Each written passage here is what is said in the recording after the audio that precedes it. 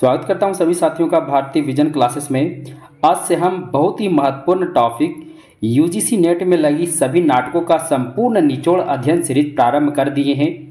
आज हम इस क्लास में अंधेर नगरी और भारत दुर्दशा दो नाटकों को देखेंगे और उसका पूरा निचोड़ देखेंगे, यानी एक भी तथ्य छूटने वाला नहीं है। तो यूजीसी नेट की तैयारी कर रहे विद्यार्थियों के लिए यह क्लास बहुत ही महत्वपूर्ण होने वाला है। तो आज हम क्लास 1 में अंधेर नगरी और भारत दुर्दशा यानी भारतेंदु हरिश्चंद्र की दो नाटक अंधेर नगरी और भारत दुर्दशा का संपूर्ण निचोड़ देखेंगे। पहले हम लेखक परिचय देखेंगे, फिर नाटक में जितने भी विशेष महत्वपूर्ण तथ्य है उसकी चर्चा करेंगे। नाटक की पात्र योजना देखेंगे यानी पात्र परिचय, नाटक का संपूर्ण कथासार, फिर प्रमुख संवाद, नाटक में जितने भी संवाद आए उसको देखेंगे। गीत योजना यानी नाटक में जितने गीत हैं सभी की चर्चा करेंगे और अंत में विभिन्न विद्वानों और आलोचकों द्वारा अंधेर नगरी और भारत दुर्दशा नाटक के प्रति जो आलोचना अर्थात उनका जो कथन है उन सभी कथनों को भी चर्चा करेंगे। तो यह यूजीसी नेट के लिए बहुत ही महत्वपूर्ण होने वाला है, क्योंकि हम स्पेशल यूजीसी नेट की तैयारी कर रहे विद्यार्थियों के लिए यह क्लास प्रारंभ किए हैं। तो आज क्लास 1 में अंधेर नगरी और भारत दुर्दशा ये दो नाटक हम देखेंगे। चलिए प्रारंभ करते हैं दोनों नाटकों को। प्रारंभ करते हैं, सबसे पहले हम भारतेंदु जी का जीवन परिचय देखेंगे। तो इनका जन्म 9 सितंबर यहाँ 1850 पढ़ेंगे, मिस्टेक हो गया है। तो 9 सितंबर 1850 ईस्वी काशी उत्तर प्रदेश में हुआ था और इनकी मृत्यु 6 जनवरी 1885 ईस्वी काशी उत्तर प्रदेश में हुई थी। तो कुल मिलाकर ये 35 वर्ष इनका जीवन रहा और कहा जाता है कि आधुनिक काव्य धारा का जो प्रथम धारा है भारतेंदु युग इन्हीं के नाम पर है और इनका जन्म भी 1850 ईस्वी में हुआ और भारतेंदु युग का समय भी 1850 से ही शुरू होता है। इनके पिता कौन थे? तो गोपाल चंद्र थे। कौन थे? गोपाल चंद्र थे, जिसकी चर्चा भी हम आगे करेंगे क्योंकि इनका एक और नाम गिरिधर दास भी है। इनके गुरु कौन थे? तो भारतेंदु ने अपना गुरु राजा शिव प्रसाद सितारे हिंद को माना था। याद रखिएगा, बहुत ही महत्वपूर्ण होने वाला है क्योंकि यहाँ से भी प्रश्न कई बार पूछ चुका है कि भारतेंदु के गुरु कौन थे? तो राजा शिव प्रसाद सितारे हिंद। आगे चलते हैं। नाट्य विधा का आरंभ भारतेंदु युग से माना जाता है। याद रखिएगा, नाट्य विधा का आरंभ कहाँ से माना जाता है? तो भारतेंदु युग से माना जाता है। याद रखिए मित्रों, हम जितना भी महत्वपूर्ण निचोड़ टॉपिक लेकर आते हैं, जितने भी विभिन्न पुस्तकें हैं, सभी पुस्तकों से जितने भी महत्वपूर्ण तथ्य जहाँ से परीक्षा में प्रश्न आ सकते हैं सभी प्रश्नों को हम लेकर सभी तथ्यों को लेकर आते हैं ताकि परीक्षा में बैठने के बाद आपका कोई भी प्रश्न न छूटे। इसीलिए हम पूरा निचोड़ लेकर आते हैं, यानी कुछ छूटने वाला नहीं है। अगला महत्वपूर्ण बिंदु है, डॉक्टर रामविलास शर्मा ने भारतेंदु को हिंदी का प्रथम क्या माना? नाटककार माना। देखिए कितना महत्वपूर्ण है। तो भारतेंदु का हिंदी का प्रथम नाटककार किसने माना? तो डॉक्टर रामविलास शर्मा। अगला बिंदु है आधुनिक गद्य के जनक। तो आधुनिक गद्य के जनक भी कौन है? तो भारतेंदु हरिश्चंद्र है। बहुत ही महत्वपूर्ण है। आधुनिक गद्य के जनक किन्हें माना जाता है? तो भारतेंदु हरिश्चंद्र को माना जाता है। अगला महत्वपूर्ण बिंदु है, पाश्चात्य ट्रेजेडी पर नाटक लिखने का श्रेय गणेशकर्ता ने प्रारंभकर्ता कौन है? तो भारतेंदु हरिश्चंद्र जी ही हैं। तो जितने भी महत्वपूर्ण बिंदु थे विभिन्न नाट्य पुस्तकों से सभी को हम लेकर आए हैं ताकि आपका एक भी प्रश्न परीक्षा में बैठने के बाद छूटे नहीं, यानी यूजीसी नेट की परीक्षा में जब आप बैठे तो आपकी एक भी प्रश्न छूटे नहीं, क्योंकि सभी तथ्यों को हम लेकर आए हैं। आगे चर्चा करते हैं। इनका मूल नाम हरिश्चंद्र था। क्या नाम था? हरिश्चंद्र था। और भारतेंदु की उपाधि जो है हिंदी पत्रों द्वारा 1880 ईस्वी में दिया गया था। तो इनका मूल नाम हरिश्चंद्र था। इनको भारतेंदु की उपाधि कहाँ से मिला? तो हिंदी पत्रों द्वारा 1880 ईस्वी में। भारतेंदु उर्दू में किस नाम से लिखा करते थे? तो भारतेंदु जी उर्दू में रसा उपनाम से रचना करते थे। सभी महत्वपूर्ण है, मुझे उम्मीद है सब जगह से प्रश्न परीक्षा में आ चुके हैं। अगला महत्वपूर्ण बिंदु है, भारतेंदु सेठ अमीरचंद के वंश की चौथी पीढ़ी के संतान थे। ये भी महत्वपूर्ण है। भारतेंदु जी का जो वंश है वो क्या है? सेठ अमीरचंद जी का वंश है, उनकी चौथी पीढ़ी के संतान थे, चौथी पीढ़ी के थे। अगला, भारतेंदु के पिता गिरिधर दास, यानी उनका एक और नाम था, हम आपको बताए थे इनका एक और नाम गिरिधर दास है और गिरिधर दास नाम से ये रचना करते थे। तो इनके पिता का एक और नाम गिरिधर दास था। और भारतेंदु ने अपने पिता द्वारा रचित नाटक नहुस को हिंदी का प्रथम नाटक और अपने पिताजी यानी गिरिधर दास को हिंदी का प्रथम नाटककार माना। बहुत ही महत्वपूर्ण बिंदु याद रखिएगा, यहाँ से परीक्षा में यूजीसी नेट में भी यहाँ से परीक्षा में प्रश्न आ चुके हैं, तो याद रखिएगा। भारतेंदु ने हिंदी का प्रथम नाटककार किसको माना, तो अपने पिताजी को ही माना था, नहीं गिरिधर दास को। और प्रथम नाटक किसे माना था, तो नहुस को माना था। ये भी बहुत ही महत्वपूर्ण है। आगे बिंदु है, ठीक है, नाटक। आज हम दो नाटक देखेंगे, अंधेर नगरी और भारत दुर्दशा। इसके पहले हम, क्योंकि यूजीसी नेट की तैयारी कर रहे विद्यार्थियों के लिए सिर्फ नाटक ही महत्वपूर्ण नहीं है, जो लेखक हैं वे भी बहुत महत्वपूर्ण है, वहाँ से भी परीक्षा में प्रश्न आते हैं। तो पहले हम पूरा लेखक को अच्छा से पढ़ लेंगे, उसके बाद हम दोनों नाटक को भी पढ़ेंगे। आगे, भारतेंदु की मृत्यु अल्प आयु में मात्र 35 वर्ष की अवस्था में हो गई थी, ये भी याद रखिएगा। यानी 1850 में इनका जन्म हुआ और 1885 में इनकी मृत्यु हो गई, तो मात्र 35 वर्ष की अल्प आयु में इनकी मृत्यु हो गई थी। आगे, भारतेंदु का विवाह, इनका विवाह कब हुआ था, तो 1863 ईस्वी में मन्नो देवी से हुआ था। किससे हुआ था, तो मन्नो देवी से हुआ था। भारतेंदु के कुल 3 संतानें हुई। कितने संतानें, 3, जिसमें से 2 संतान इसके जो थे वो मर गए। मात्र एक पुत्री थी जिसका नाम था विधवावती, मात्र वही जीवित रही, बाकी 2 संतान इनके क्या हुए, मर गए। भारतेंदु के कुल रचनाओं की संख्या 238 है, और ये किनके अनुसार है ये भी हम बता दिए हैं। तो राधा कृष्ण दास के अनुसार भारतेंदु के कुल रचनाओं की संख्या कितनी है, तो 238। भारतेंदु की काव्य भाषा ब्रज भाषा रहा, ये आप सभी जानते हैं। दशरथ विलाप और फूलों का गुच्छा, देखिए यहाँ से भी प्रश्न परीक्षा में आ चुका है, तो सभी महत्वपूर्ण बिंदु है, क्योंकि कई बार पूछता है भारतेंदु की कौन सी रचना जो है खड़ी बोली में रचित है। तो याद रखिएगा, दशरथ विलाप और फूलों का गुच्छा, ये दोनों जो है वो क्या है, खड़ी बोली में रचित है। भारतेंदु जी द्वारा स्थापना की गई, क्या क्या स्थापना की गई उसे देख लेते हैं। कविता वर्धनी सभा 1870 में स्थापना इसका हुआ। पेनी रीडिंग सभा, इसकी स्थापना 1873 में। तदीय समाज, इसकी स्थापना 1873 में। और काशी नेशनल थिएटर, इसकी स्थापना 1884 में। ये सभी जो संस्थाएं हैं सबकी स्थापना कौन किए थे, तो ये स्थापना करने वाले भारतेंदु हरिश्चंद्र जी थे। अब एक कविता वर्धनी सभा जो है सामाजिक नाट्य मंचन हेतु इसे स्थापना किया गया। पेनी रीडिंग सभा का स्थापना नाट्य मंचन के लिए किया गया। तदीय समाज की स्थापना जो है धर्म और ईश्वर संबंधी विचारों के लिए किया गया। और काशी नेशनल थिएटर की स्थापना जो है वो नाट्य मंचन के लिए ही किया गया था। अब हम आगे बढ़ते हैं, क्योंकि अभी भी हम पढ़ रहे हैं भारतेंदु जी को और उनके नाटकों को देखेंगे, भारत दुर्दशा और अंधेर नगरी को, जो यूजीसी नेट की सिलेबस में 2 नाटक लगा हुआ है। तो अभी हम उनका जीवन परिचय देख रहे हैं। अब भारतेंदु द्वारा प्रकाशित जो है पत्रिकाएं हैं उसको भी हम देख लेते हैं। तो कवि वचन सुधा, इसका प्रकाशन 1868 ईस्वी में हुआ था। और ये किस प्रकार की पत्रिका था, तो मासिक, पाक्षिक और बाद में साप्ताहिक भी। पहले मासिक था, फिर पाक्षिक बना। मासिक मतलब महीने में एक बार, पाक्षिक मतलब 15 दिन में एक बार, और बाद में क्या हुआ, साप्ताहिक हो गया, यानी साप्ताहिक पत्रिका भी हो गया।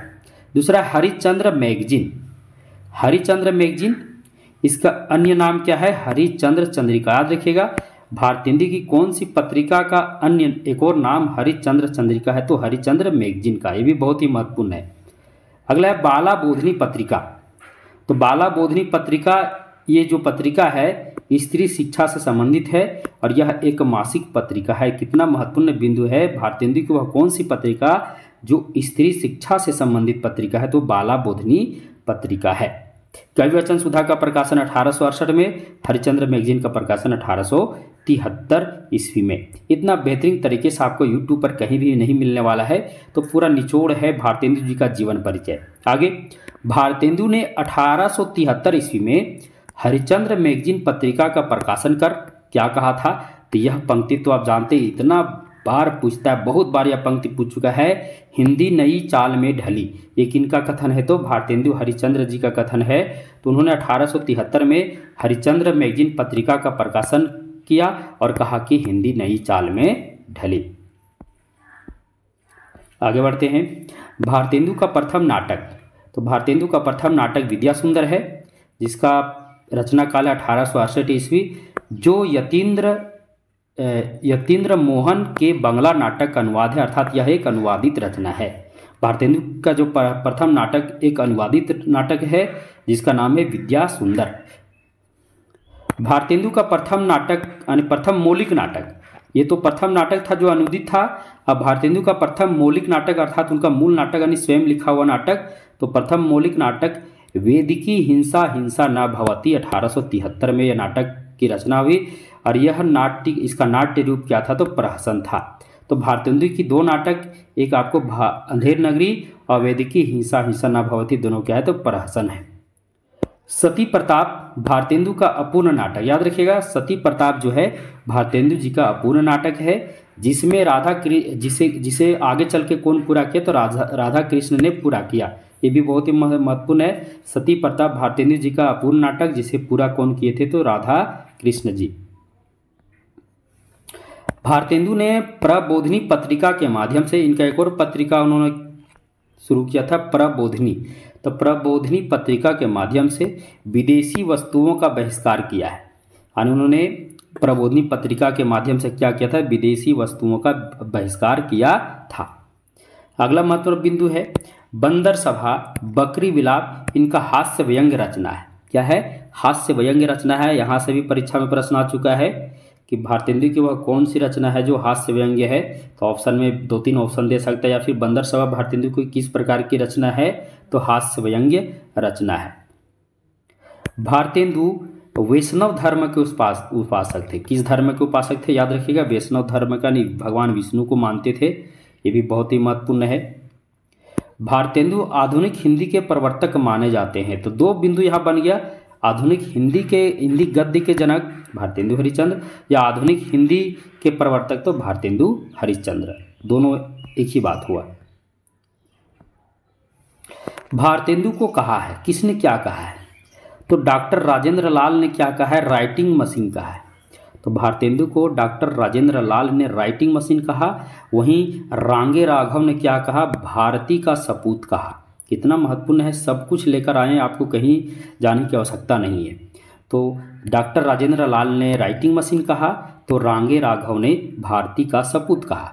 डॉक्टर रामविलास शर्मा ने क्या कहा तो पितामह कहा। क्या कहा, पितामह कहा। ये भी बहुत ही महत्वपूर्ण है।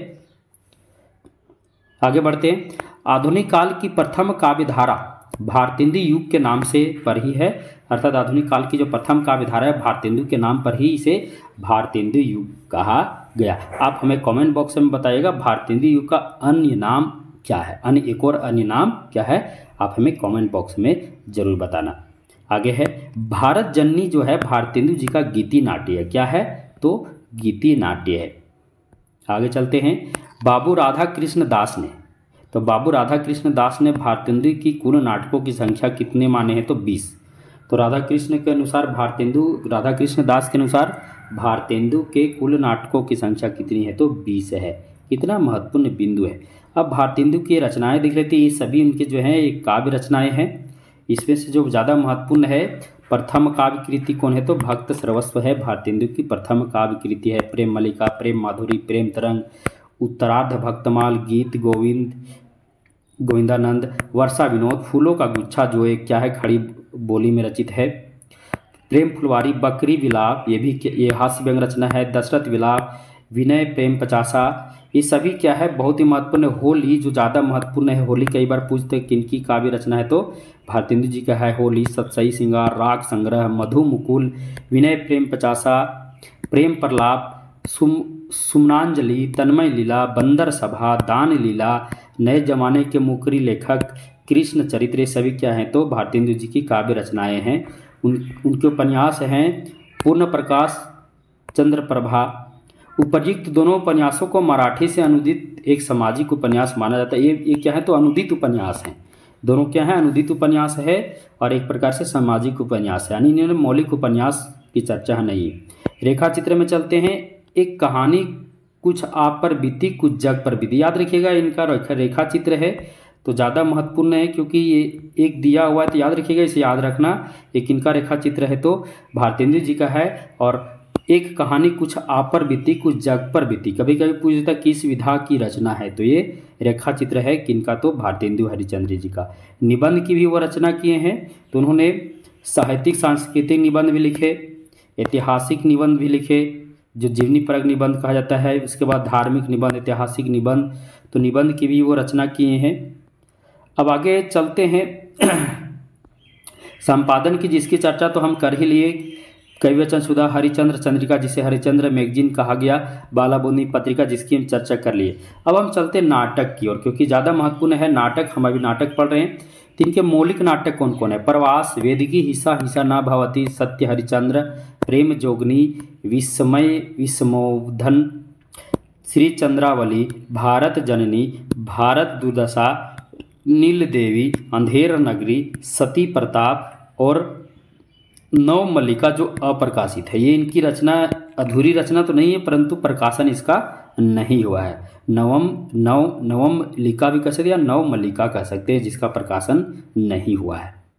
अब अनुदित नाटक में चलते हैं। ये तो उनके मौलिक नाटक अनुदित नाटक में क्या अंतर होता है? मौलिक नाटक जो मूल नाटक होता है, जो उनके द्वारा खुद लिखा गया है, और अनुदित नाटक मतलब किसी दूसरे का नाटक जिसका उन्होंने अनुवाद किया है। अनुदित नाटक में विद्या सुंदर, ये यतीन्द्र मोहन के बांग्ला नाटक अनुवाद है, इनका प्रथम नाटक इसी को माना जाता है, परंतु यह क्या है? अनुदित है। पाखंड विबंडन कृष्ण मिश्र के प्रबोध चंद्रोदय का तृतीय अनुवाद का अंग है। धनंजय विजय, ये जो है कांचन कवि के नाटक का अनुवाद किया गया इसमें। कर्पूर मंजरी जो है ये राजशेखर कवि के प्राकृत भाषा में रचना का अनुवाद किया गया है। मुद्रा राक्षस ये विशाख दत्त के नाटक का अनुवाद है। दुर्लभ बंधु, इसे वंशपुर का महाजन नाम से भी जाना जाता है। कितना महत्वपूर्ण है, इसे दुर्लभ बंधु को क्या एक और नाम है? वंशपुर का महाजन, ये दुर्लभ बंधु का एक और नाम है। यह शेक्सपियर की अंग्रेजी नाटक जो है मर्चेंट ऑफ वेनिस का क्या है? ये तो अनुवाद है। मर्चेंट ऑफ वेनिस का ये अनुवाद है दुर्लभ बंधु, जिसका एक और नाम है वंशपुर का महाजन। फिर है मृच्छकटिक, ये अप्रकाशित है, संस्कृत नाटक से भी अनुदित किया गया था। तो ये थे इनके क्या? अनुदित नाटक। अब हम चलते हैं इनके कुछ अपूर्ण नाटक की ओर हम चलते हैं। तो प्रवास नाटक, रत्नावली, प्रवास रत्नावली, ये प्रवास इनका है जो अपूर्ण नाटक है, जिसके कारण इसे यहाँ पर देखिए नाटक में जब हम चले थे तो यहाँ आपका प्रवास नाटक भी आया था, तो यह अपूर्ण था, इसीलिए वेदिकी हिंसा हिंसा न भवती को इनका प्रथम मौलिक नाटक माना जाता है। क्योंकि प्रवास क्या है इनका? तो एक अधूरा नाटक है, इसीलिए प्रथम नाटक फिर किसे माना जाता है मौलिक नाटक? तो वेदिकी हिंसा हिंसा न भवती। रत्नावली भी क्या है इनका? अब अधूरा नाटक है। इसके अलावा नव मल्लिका और मृच्छकटिक ये अप्रकाशित इनकी क्या है? नाटकें हैं। अब हम चलते हैं इनके नाटकों का जो वर्गीकरण है वो शैली की दृष्टि से अलग अलग तरह से किया गया है। सबसे पहले नाटक में कौन कौन आ जाते हैं? प्रवास, विद्या सुंदर, सत्य हरिचंद्र, मुद्रा राक्षस, दुर्लभ बंधु, नव मल्लिका और मृच्छकटिक। देखिए नाटक के भी कई तरह के नाटक है, तो ये नाटक के अंतर्गत ये सभी आ जाएंगे नाटक के अंतर्गत। आगे चलते हैं नाटिका के अंतर्गत कौन कौन आ जाएंगे? सभी नाटक ही हैं, परंतु नाटिका के अंतर्गत आएंगे रत्नावली, श्री चंद्रावली और प्रेम जोगनी। इसमें जो है नाम से ही पता चल रहा है स्त्री से मतलब ये प्रधान है। प्रहसन में आ जाएगा अंधेर नगरी, वेदिकी हिंसा हिंसा न भवती, ये प्रहसन है जिसकी हम चर्चा ऊपर भी कर चुके थे। गीति रूपक नाटक नील देवी और सती प्रताप। रूपक नाटक पाखंड विबंधन। लास्य रूपक भारत दुर्दशा। भान के अंतर्गत आएगा विस्मय विस्मोधन, विस्मय विस्मोधन। नाट्य गीत के अंदर भारत जननी, भारत जननी इनके क्या है? तो नाट्य गीत है। व्यायोग के अंतर्गत धनंजय विजय और षटक भी होता है जिसमें कर्पूर मंजरी आता है। ये सभी इनके नाटक ही हैं, अलग अलग तरीके से। प्रहसन कुछ है, कुछ गीति रूपक नाटक है, कुछ प्रहसन नाटक है, कुछ नाटिका के अंतर्गत आते हैं।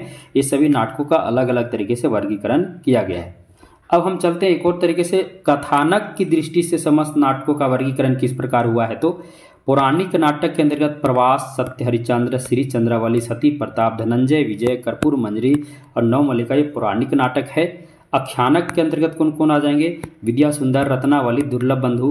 सामाजिक नाटक के अंतर्गत आने वाले अंधेर नगरी, प्रेम जोगनी, वेद की हिंसा हिंसा न भवती।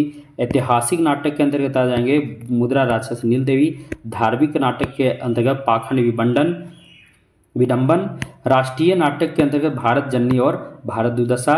और राजनीतिक नाटक के अंतर्गत कौन कौन आ जाएगा? तो विस्मय, विस्मोधन और मिर्चकटी, ये आ जाएंगे। अब हम चलते हैं नाटक की ओर। पहला अंधेर नगरी, चौपट राजा। इसका रचना काल 1881 ईस्वी और ये नाट्य रूप इसका क्या है? तो यह एक प्रहसन है। क्या है? प्रहसन है। इस नाटक में लोभ रीति, चौपट राजा की मूर्खता, पूर्ण निर्णय यानी फैसला को दिखाया गया है। यानी इस नाटक में लोभ रीति और चौपट राजा की मूर्खता, पूर्ण निर्णय यानी फैसला को दिखाया गया है। इस नाटक में एक मूर्ख राजा के कारण प्रजा की दयनीय दशा और दुखद दशा का क्या किया गया है? इसमें वर्णन किया गया है। अगला महत्वपूर्ण बिंदु है, इस नाटक में कुल 6 अंक और 6 दृश्य और 6 स्थान चित्रित हुए हैं। अब यहाँ उसको भी देख लेते हैं। 6 अंक है यानी 6, प्रत्येक अंक में एक ही दृश्य है, इसे 6 दृश्य भी मान सकते हैं। 6 दृश्य का नाटक है। 6 अंक 6 दृश्य दोनों मान सकते हैं। तो प्रथम अंक में एक ही दृश्य है जिसमें बाह्य प्रांत है, स्थान। द्वितीय अंक में क्या है? तो बाजार है। तृतीय अंक यानी तृतीय दृश्य में जंगल है। चतुर्थ अंक में, चतुर्थ दृश्य में क्या है? तो राज्यसभा है। पंचम अंक या दृश्य में अरण्य है। अरण्य और जंगल में ज़्यादा अंतर नहीं होता है, एक ही है जो कि पर्यायवाची है। और छठा जो अंक है यानी षष्ठ दृश्य में शमशान है। तो सभी 6 अंकों का ये नाटक है और 6 दृश्य और इन 6 दृश्य का नाटक है या अंक हैं, 6 याद रखिएगा। और सभी में अलग अलग क्या है? तो स्थान चित्रित हुए हैं और इसे याद रखिएगा, बहुत ही महत्वपूर्ण है।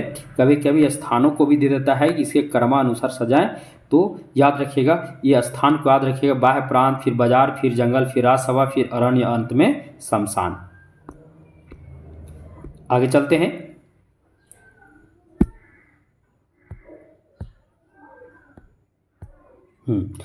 इस नाटक के द्वारा लेखक ने अंग्रेजी सरकार की निरंकुश शासन व्यवस्था की ओर भी संकेत किया है। यानी इस नाटक के माध्यम से लेखक भारतेंदु ने अंग्रेज सरकार की जो निरंकुश शासन व्यवस्था है उस ओर भी संकेत किया गया है। इस नाटक को सर्वप्रथम यानी इस नाटक जो नाटक है इसको सर्वप्रथम काशी हिंदू नेशनल थिएटर में खेला गया था। अब इसे जो नीचे एक तथ्य है याद रखिएगा, इस नाटक को लेखक ने काशी हिंदू नेशनल थिएटर में ही खेलने के लिए मात्र एक ही दिन में इसकी रचना कर दी थी।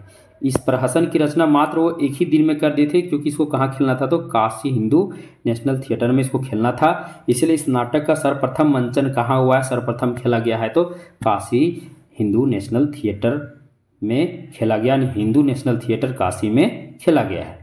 कहीं कहीं बनारस भी आपको मिल सकता है, Banaras Hindu national theatre, Banaras Hindu national theatre, तो याद रखिएगा एक ही बात हुआ।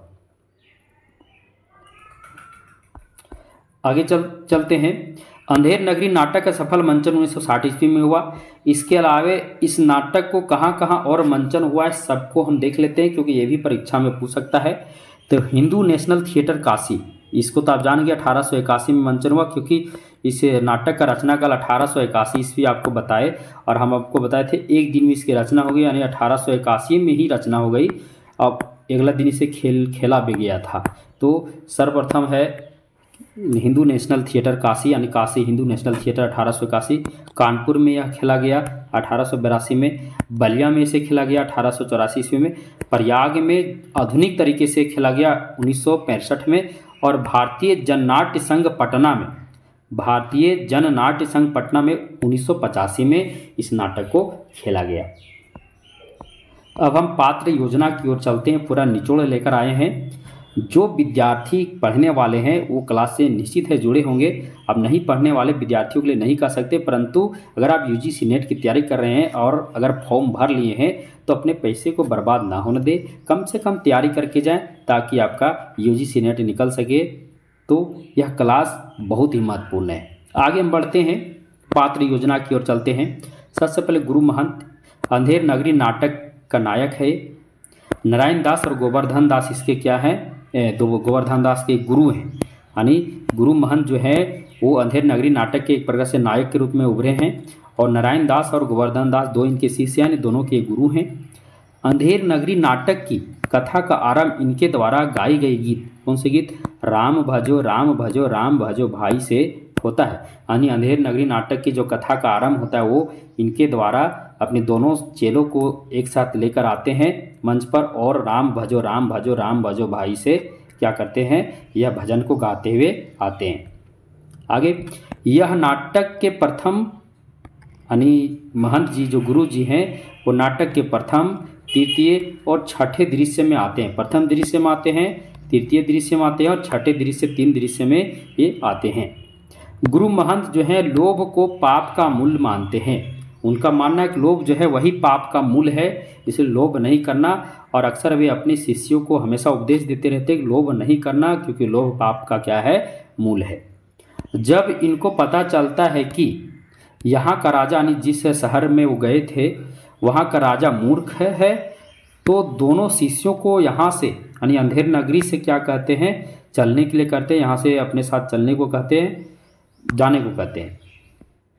अब देखिए होता क्या है, इसकी पूरा चर्चा हम जब इसका कथा देखेंगे उसमें चेक कर देंगे, क्योंकि शुरू में ही सब बता देंगे। तो नीचे कथा सुनने का जो इसका संपूर्ण कथा सार है उसको सुनने की आपके अंदर जो उत्सुकता है वो क्या हो जाएगी, कम हो जाएगी। आगे चलते हैं। गोवर्धन दास ने राजा के अन्याय रूपी फांसी की, गोवर्धन दास जो है उसे राजा के अन्याय रूपी फांसी की सज़ा से बचाते हैं।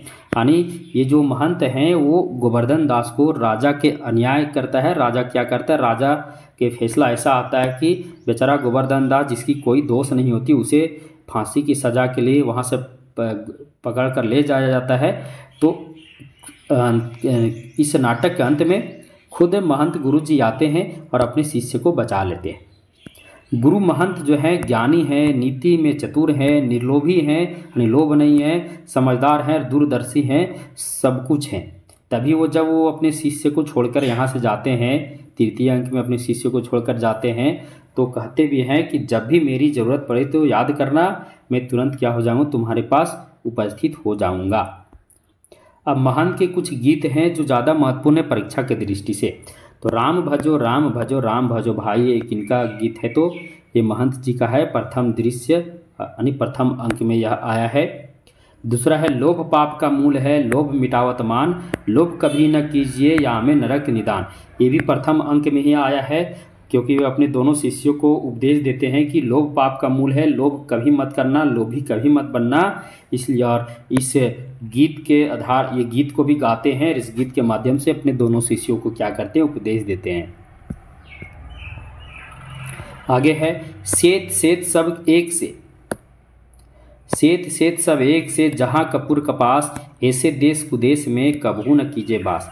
ये तृतीय अंक में आया है, यानी तृतीय अंक में, जहाँ वो इस देश को मतलब जब उनको पता चलता है कि जो अंधेर नगरी का जो राजा है वो क्या है, मूर्ख है, क्या है, मूर्ख है और अन्यायी भी है, अविवेकहीन है, तब वो कहते हैं, अपने शिष्यों को उपदेश देते हैं कि यहाँ से चलो, और यह बात को बोलते हैं कि सेत सेत सब एक से, जहाँ कपूर कपास, ऐसे देश कुदेश में कभू न कीजिए बास। यहाँ पर निवास करना अत्यंत दुर्लभ है, यहाँ रहना बेकार है, अतः दोनों शिष्यों को साथ चलने को कहते हैं। और तृतीय अंक में यह गीत आया है। अगला है जहाँ न धर्म न बुद्धि नहीं, नीति न सूजन समाज, ते ऐसे ही आपहु नसे जैसे चौपट राज। ये छठा अंक में आया है, याद रखिए कहाँ आया है, छठा अंक में, जहाँ गोवर्धन दास को जबरन फांसी पर लटकाने की बात होती है। आगे अब इनका ये कब आता है, जब राजा फांसी पर चढ़ जाता, तो अंत में यह इसी गीत द्वारा इस नाटक का अंत भी होता है, ये भी याद रखिएगा, बहुत ही महत्वपूर्ण है। अब इनका कुछ कथन है उसे भी देख लेते हैं। ऐसी नगरी में रहना उचित नहीं, जहाँ टके सिर भाजी और टके सिर खाजा हो, ऐसी नगरी में रहना उचित नहीं है। अब टके सिर क्या है, टका मतलब एक प्रकार से एक पैसा, एक टका नहीं एक पैसा, शेर मतलब एक पैसा में मतलब एक शेर कोची मिलना, उसकी चर्चा यहाँ है, टके शेर।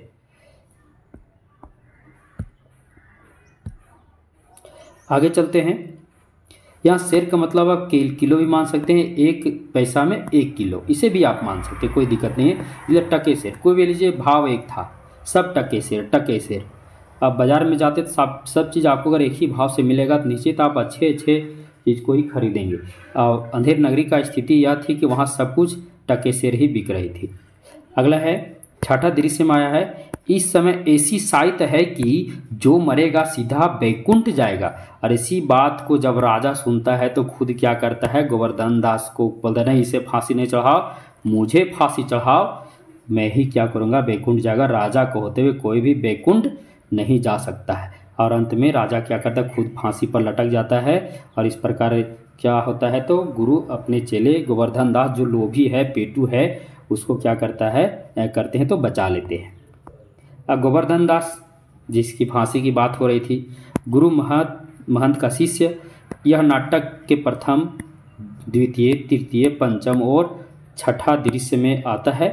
गोवर्धन दास चरित्र से लोभ वृत्ति है, क्या है, लोभ वृत्ति का है, इसलिए अपने गुरु के साथ नहीं जाता है। गुरु के बहुत समझाने पर भी वह अंधेर नगरी में खाने के लोभ में क्या होता है रह जाता है, क्योंकि वहाँ सस्ते दामों में सब कुछ खाने की मिठाइयाँ मिल रही थी, इसलिए वो भूख यानी पेटू भी था, इसलिए खाने के लोभ में भी क्या करता रह जाता है और अपने गुरु के साथ वहाँ से नहीं जाता है।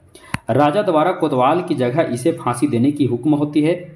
महंत के विवेकशील यानी राजा द्वारा क्या, कोतवाल की जगह, कोतवाल को फांसी की सजा की बात होती है, परंतु कोतवाल बेचारा उसका गला पतला होता है, जिसके कारण क्या होता है तो उसके जगह पर इस मोटे गोवर्धन दास को सजा देने की हुक्म होती है। महंत के विवेकशील चतुर बुद्धि द्वारा यह फांसी से बच जाता है। अगर गुरु महंत वहां नहीं आते तो इसे ही क्या करता, राजा फांसी पर लटका देता। गोवर्धन दास के भी बहुत ही महत्वपूर्ण गीत है, अंधेर नगरी, चौपट राजा, टकेसर भाई, टकेसर खाजा। याद रखिएगा ये दूसरा दृश्य में आया है और दूसरा अंक में। ये किनका है, तो ये गीत जो है ये गोवर्धन दास का है। हमेशा वह यह गीत गाते रहता है, जब यह बाजार पहुंचता है, जब उसे पता चलता है यहाँ सब कुछ टकेसर मिलता है, यह गीत हमेशा गाते रहता है और मस्त रहता है, खाता पीता है मिठाई और मज़ा से खाता है, और यह गीत हमेशा गाते रहता है। अगला है पंचम अंक में एक और इसका गीत आया है, ऊंच नीच सब एक ही सारा, मनहु ब्रह्मा ज्ञान विस्तारा, अंधेर नगरी अनबुझ राजा, टकेसर भाजी टकेसर खाजा। ये भी इसी का कथन है। पंचम दृश्य में एक और कथन आया है, कुल मर्जाद न मान बढ़ाई, सबे एक से लोग लुगाई, जात पात पूछे नहीं कोई, हरि को भजे सो हरि को होई। ये भी किसका मतलब गीत है, तो यह भी गीत जो है ये गोवर्धन दास का ही है। अब तृतीय अंक में एक गोवर्धन दास का महत्वपूर्ण कथन है, गुरुजी ऐसा तो संसार भर में कोई देश ही नहीं है, यानी गुरुजी ऐसा तो संसार भर में कोई देश ही नहीं है, 2 पैसा पास रहने से ही मज़े से पेट भरता है। यानी पेटू आदमी था और खाने के लालच में क्या किया था, तो अंधेर नगरी में रुक गया था। नारायण दास ये प्रकार से ज़्यादा इसमें चर्चा नहीं, नाटक में गौण रूप पे है। तो गुरु महंत का दूसरा चेला है, गुरु महंत के साथ रहने वाला, नाटक में यह गौण पात्र के रूप में है। नारायण के संवाद में मतलब संवाद गौण रूप में, यानी इसका ज़्यादा संवाद इसमें आया हुआ नहीं है। नारायण दास गुरु जी के साथ हमेशा रहता है। अब राजा अंधेर नगरी नाटक का एक महत्वपूर्ण पात्र है। अंधेर नगरी का राजा है, मूर्ख है, अन्यायी है, विवेकहीन राजा है, हमेशा मदिरा के नशा में रहता है, मदिरा सेवन करता है, उसी के नशा में रहता है, शराब पीता है, नशे में रहता है। नाटक के चतुर्थ और छठा दृश्य में आता है, यानी चौथा दृश्य और छठा दृश्य, यानी चौथा अंक और छठा अंक में आता है। अपनी मूर्खता और विवेकहीनता के कारण स्वयं क्या करता है, फांसी पर चढ़ जाता है। नाटककार ने राजा को अंग्रेज सरकार की अन्याय कुशासन, अविवेकपूर्ण न्याय व्यवस्था का प्रतीक क्या है माना है। तो राजा ने यानी लेखक ने जो है, राजा जो है, जो मूर्ख राजा, इसे अंग्रेज सरकार की अन्याय कुशासन, अविवेकपूर्ण न्याय व्यवस्था का प्रतीक क्या है तो माना है।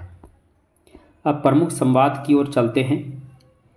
तो सबसे पहले ये चतुर्थ अंक में ज़्यादा, क्योंकि ज़्यादा जो संवाद हुए चतुर्थ अंक में ये है, भिस्ती को ये कहते हैं शराब के नशे में, क्यों भी भिस्ती गंगा यमुना की किश्ती, ये भिस्ती को कहते हैं क्यों भी भिस्ती गंगा यमुना की किश्ती।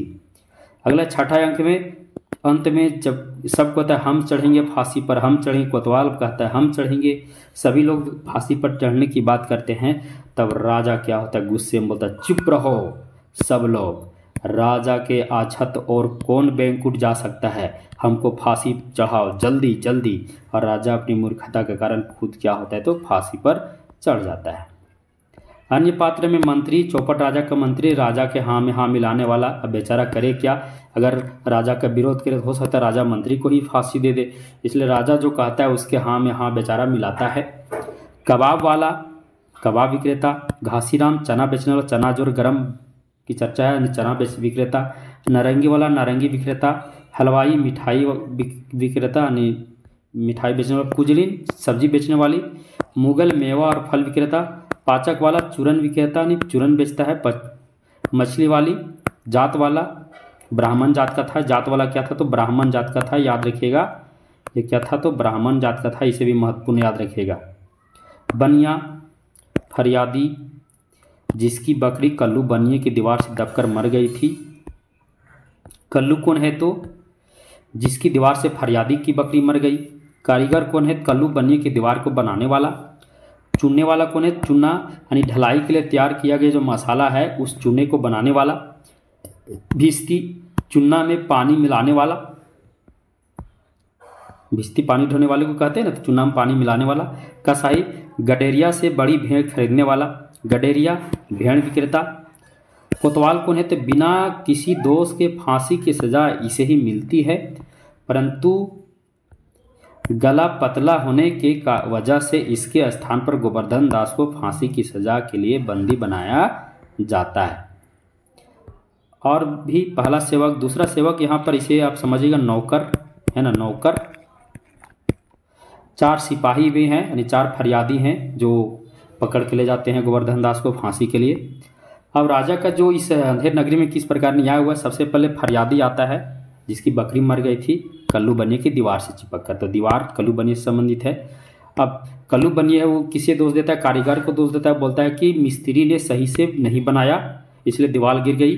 जब फिर कारीगर को कहता है कारीगर को फांसी दो, राजा कहता है तो कारीगर को बुलाया, तो कारीगर कहता है नहीं चुनने वाले का गलती है, चुनने वाले जो चूना बनाने वाला है वो जो चूना तैयार करता है, तो चुनने वाला बोलता है नहीं मसाला तैयार करने वाला आदमी बोलता नहीं मेरी गलती नहीं है, जो भिस्ती है जो पानी इसमें दिया था वो ज़्यादा पानी डाल दिया जिसके कारण क्या हुआ दीवार गीली हो गई।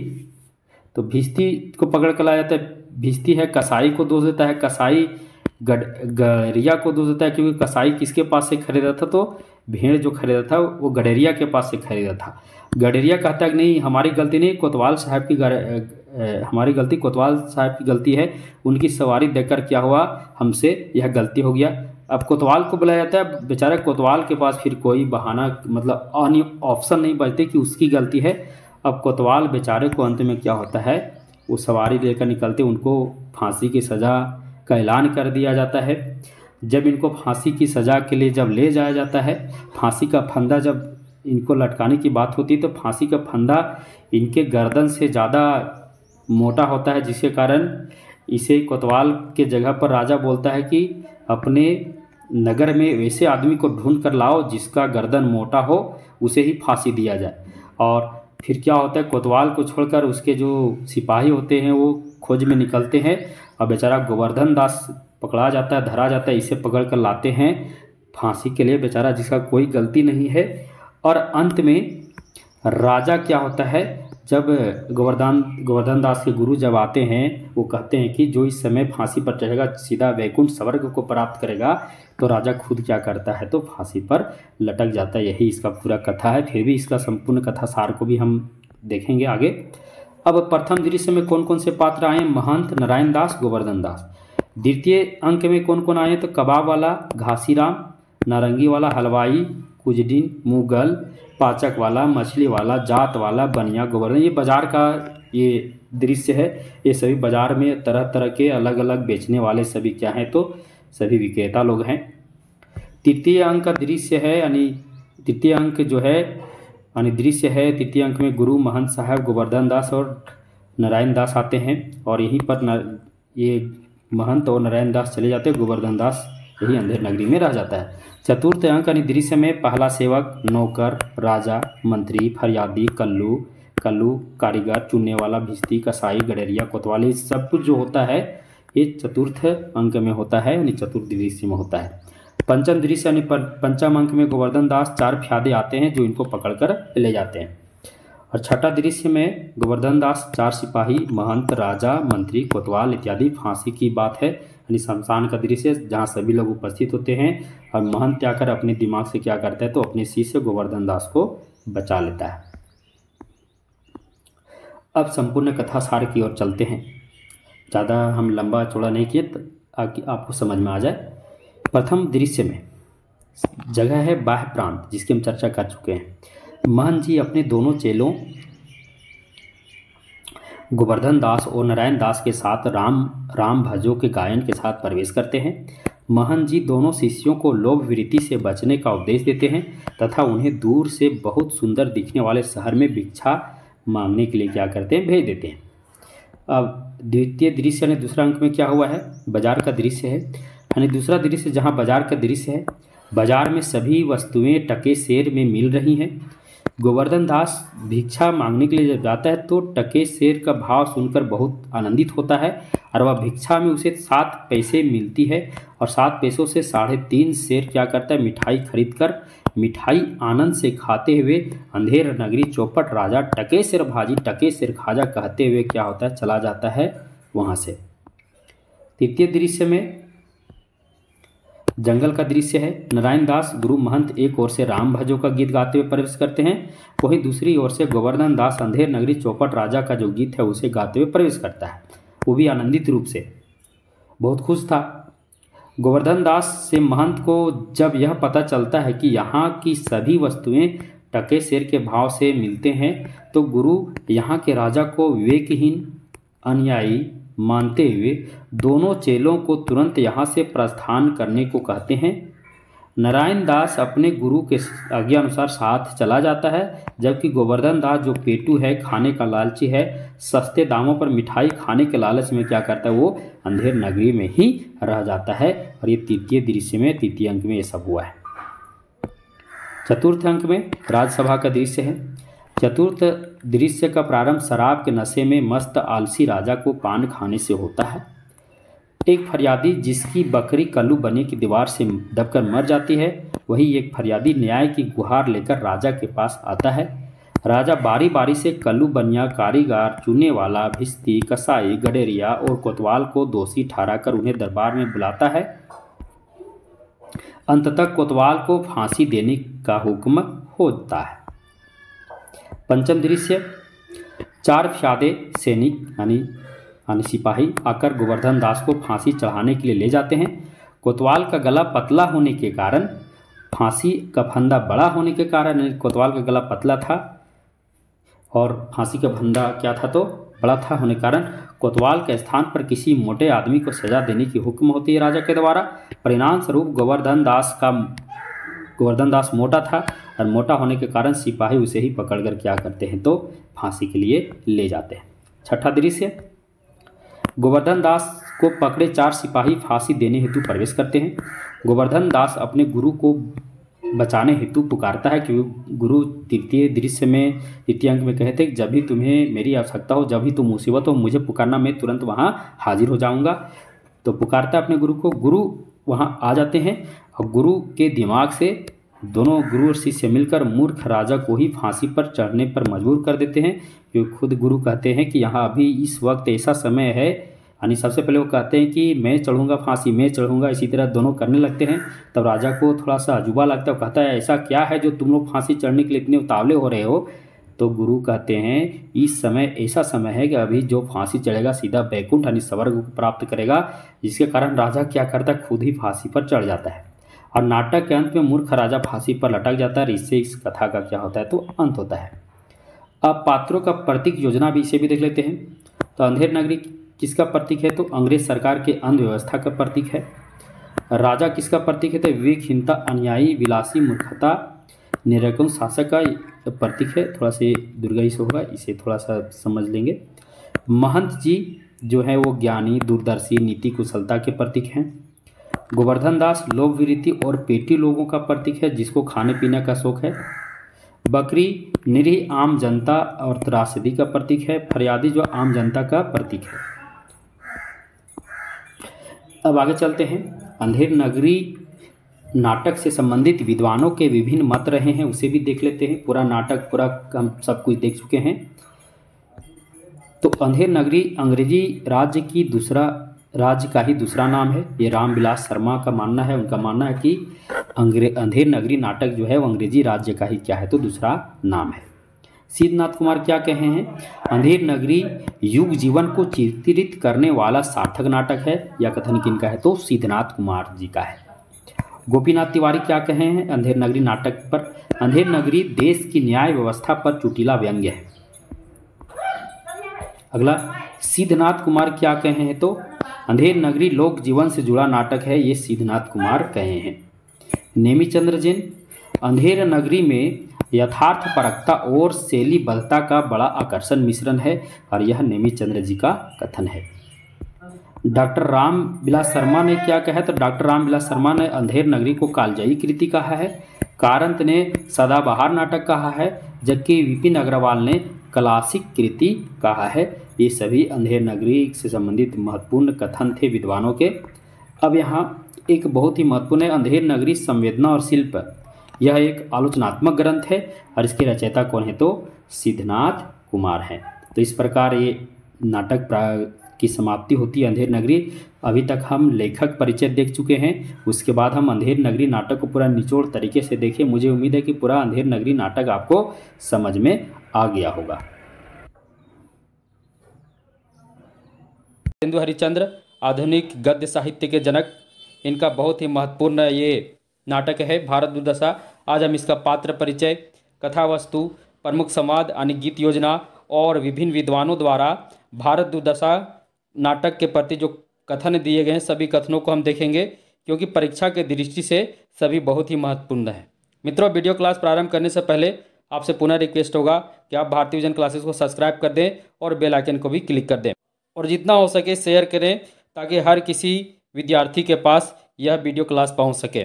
चलिए प्रारंभ करते हैं भारत दुर्दशा नाटक को। भारत दुर्दशा नाटक। भारत दुर्दशा नाटक का प्रारंभ मंगलाचरण से होता है। सबसे पहले मंगलाचरण को हम पढ़ लेते हैं। जय सतयुग थापन करन नासन मलेच्छ आचार, कठिन धार तरवार कर कृष्ण कल की अवतार। ये मंगलाचरण से भारत दुर्दशा नाटक का प्रारंभ होता है। यानी भारतेंदु हरिश्चंद्र ने भारत दुर्दशा नाटक का प्रारंभ मंगलाचरण से करते हैं। इस नाटक का जो रचना काल है वो कितना है तो नाटक का रचना काल 1880 ईस्वी है। हम आगे बढ़ते हैं। मंगलाचरण के बाद आगे हम बढ़ते हैं। परीक्षा में प्रश्न आ सकता है कि भारत दुर्दशा नाटक का मंगलाचरण किन पंक्तियों से हुआ है, तो इसको याद रखना। जय सत्ययुग थापन करन नासन मलेच्छ आचार, कठिन धार तरवार कर कृष्ण कल की अवतार। यहीं से मंगलाचरण होता है, यहीं से प्रारंभ होता है भारत दुर्दशा नाटक। आगे बढ़ते हैं। भारत दुर्दशा लेखक कौन हैं तो भारतेंदु हरिश्चंद्र जी हैं। बहुत ही विख्यात लेखक, कह सकते हैं कि आधुनिक हिंदी साहित्य के जनक माने जाते हैं। भारतेंदु हरिश्चंद्र जो हैं इनका जीवन बहुत ही कम समय तक रहा, यानी अल्प आयु में ही इनका मृत्यु हो गया, परंतु कह सकते हैं कि बहुत कम दिन तो रहे, परंतु उतना दिन में इन्होंने हिंदी साहित्य को बहुत कुछ देकर गए, इसलिए इनको आधुनिक गद्य साहित्य का जनक माना जाता है। भारत दुर्दशा नाटक का रचना काल कितना है तो 1880 ईस्वी। कितने अंक हैं तो 6 अंक हैं। अब भारत दुर्दशा नाटक जो है देश वात्सलता का नाटक है। एक एक पंक्ति एक एक पॉइंट को ध्यान से समझिएगा। भारत दुर्दशा नाटक जो है वो देश वात्सलता का नाटक है। भारत दुर्दशा देशवासियों के हृदय में राष्ट्रीय चेतना जागृत करने वाला पहला हिंदी नाटक है। ये जो भारत दुर्दशा नाटक जो है, भारत दुर्दशा जो है देशवासियों के हृदय में राष्ट्रीय चेतना जागृत करने वाला पहला हिंदी नाटक है। आगे देखते हैं। भारत दुर्दशा को हिंदी का पहला मौलिक राजनीतिक नाटक माना जाता है। परीक्षा में प्रश्न आ सकता है कि हिंदी साहित्य का पहला मौलिक राजनीतिक नाटक कौन सी है, तो याद रखना भारत दुर्दशा। कौन सी है? भारत दुर्दशा। भारत दुर्दशा नाटक के प्रथम अंक का प्रारंभ एक योगी के द्वारा भारत दुर्दशा का गीत से प्रारंभ होता है। यानी भारत दुर्दशा नाटक का जब प्रारंभ होता है तो प्रारंभ में प्रथम अंक में एक योगी आता है और वह कौन सा गीत गाता है, तो एक लावनी गीत गाता है, रोवहूँ सब मिलके आवहूँ भारत भाई, हा हा भारत की दुर्दशा देखी न जाई। ये गीत से भारत दुर्दशा नाटक का प्रारंभ होता है। तो सभी पॉइंट को आप ध्यान से समझना, क्योंकि कहीं से भी परीक्षा में प्रश्न आ सकते हैं।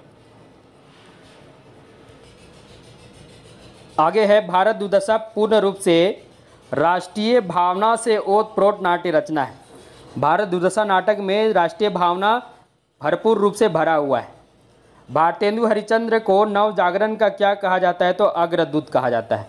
भारतेंदु हरिश्चंद्र को नव जागरण का अग्रदूत कहा जाता है और साथ ही साथ भारतेंदु हरिश्चंद्र को हिंदी गद्य का यानी हिंदी गद्य साहित्य का यानी आधुनिक गद्य साहित्य का क्या कहा जाता है, जनक कहा जाता है।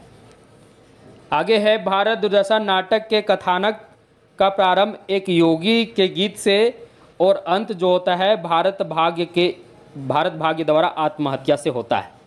पॉइंट को फिर से समझिएगा मित्रों, भारत दुर्दशा जो नाटक है इसका कथानक जो प्रारंभ होता है एक योगी के लावनी गीत से प्रारंभ होता है और अंत भारत भाग्य द्वारा आत्महत्या से होता है। यानी नाटक के अंत में भारत भाग्य का प्रवेश होता है 6ठ अंक में और वह भारत को जगाने का प्रयास करता है, परंतु भारत जो है वह मूर्छित ही पड़ा रहता है।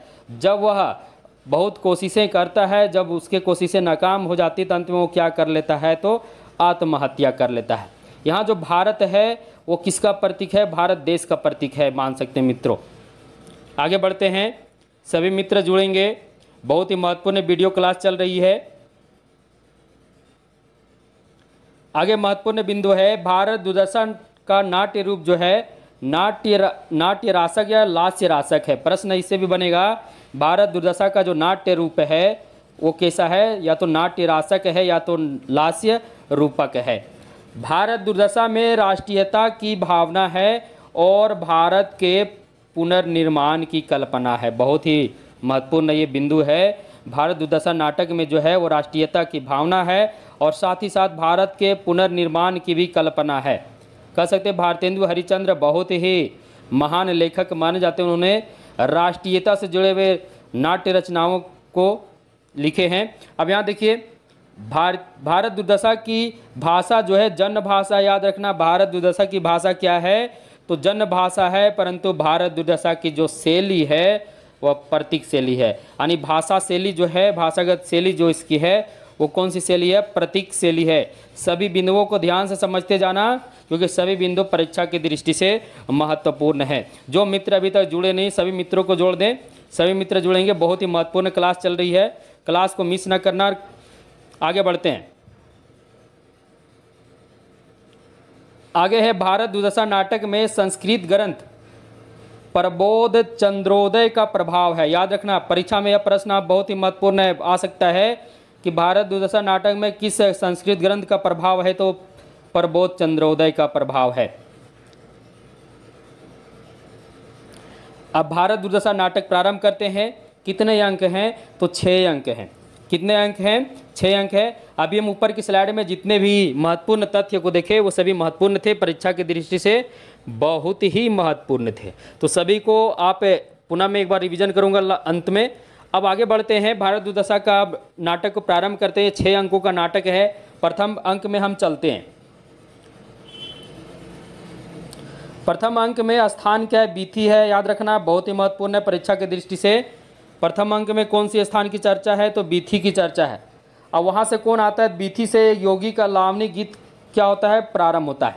यानी स्थान बीथी है, वहीं से एक योगी का लावनी गीत प्रारंभ होता है। वह गीत क्या है, रोवहूँ सब मिलके आवहूँ भारत भाई, हा हा भारत दुर्दशा देखी न जाई। इस गीत से भारत दुर्दशा नाटक का प्रारंभ होता है। किसके द्वारा गाया जाता है, तो एक योगी द्वारा गाया जाता है। किस स्थान से, तो एक बीथी स्थान है। आगे बढ़ते हैं। इसी में प्रथम अंक में है, अंग्रेजों के राज्य में सुख सुविधाएं तो मिली, किंतु भारत का धन कहाँ चला जा रहा है, तो धन चला जाता है कहाँ, विदेश चला जाता है और टैक्स की आफत आ गई है। ये भी प्रथम अंक में चर्चा हुआ कि अंग्रेजों के राज्य में जब अंग्रेज लोग भारत पर कब्जा किए तो कब्जा करने के बाद अब भारतीयों को सुख सुविधा तो मिला जरूर, परंतु भारत का जो धन है वो धीरे धीरे कहाँ चलता जा रहा है, तो विदेश चला जा रहा है। यहाँ पर उसी के एक प्रमुख पंक्ति है, अंग्रेज सूग साज सबे सजे सब भारी, पे धन विदेश चली जात हैं इते अति ख्वारी। सबके ऊपर टिकस की आफत आई, हा हा भारत दुर्दशा न देखी जाई। बहुत ही महत्वपूर्ण पंक्ति है। अंग्रेज सुख साज सजे सब भारी, पे धन विदेश चली जात इहे अति ख्वारी। सबके ऊपर टिकस की आफत आई, हा हा भारत दुर्दशा देखी न जाई। कितना महत्वपूर्ण पंक्ति है। प्रथम अंक देख लिए, अब द्वितीय अंक को देखते हैं। द्वितीय अंक में क्या है, स्थान क्या है, शमशान है। टूटे फूटे मंदिर, कौवा कुत्ता सियार घूमते हुए, अस्थि इधर उधर पड़ी हुई। अस्थि मतलब हड्डियाँ, यानी शमशान का जगह है तो पता ही है वहाँ मरे हुए लोग का रहता है सब कुछ। तो वहाँ आप टूटे फूटे मंदिर हैं, कौवा कुत्ता सियार सब घूम रहे हैं। सब क्या घूम रहे हैं, जो अस्थियाँ हैं, जो मरी हुई वहाँ पर लाशें वहाँ घूम रहे हैं इसलिए। और अस्थि क्या है, तो इधर उधर पड़ी हुई है। अब यहाँ किसका परिवेश होता है, तो भारत का परिवेश होता है। भारत की दीन दशा का वर्णन किया गया है द्वितीय अंक में। भारत के पराधीन होने से मूर्छित होकर गिर पड़ना, यानी इस द्वितीय अंक में भारत के पराधीन होने से मूर्छित होकर गिर पड़ना जो है इसका वर्णन हुआ है। और देखिए भारत जो है वो माता राजेश्वरी को बचाने के लिए पुकारता है। भारत जो है जब देखता है कि भारत की दशा बहुत ही खराब हो गई है, तो भारत क्या करता है, माता राजेश्वरी को बचाने के लिए पुकारता है। भारत के मूर्छित होने पर निर्लजता और आशा उसे उठाकर ले जाती है। भारत जब मूर्छित होकर गिर पड़ता है तो भारत को उठाकर निर्लजता आती है और आशा दोनों आकर क्या करती है, उसे उठाकर ले जाती है।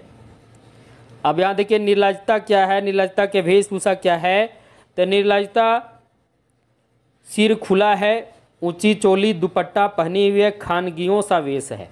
कैसा वेश है उसका, तो खानगियों सा वेश है। वहीं आशा जो है एक लड़की के वेश में आती है। यानी भारत द्वितीय अंक में भारत का प्रवेश है, भारत आता है। भारत की दशा को देखकर, यहाँ की दशा को देखकर वह क्या करता है, माता राजेश्वरी को बचाने के लिए पुकारता है। और अंत में क्या होता है, वह मूर्छित होकर गिर पड़ता है।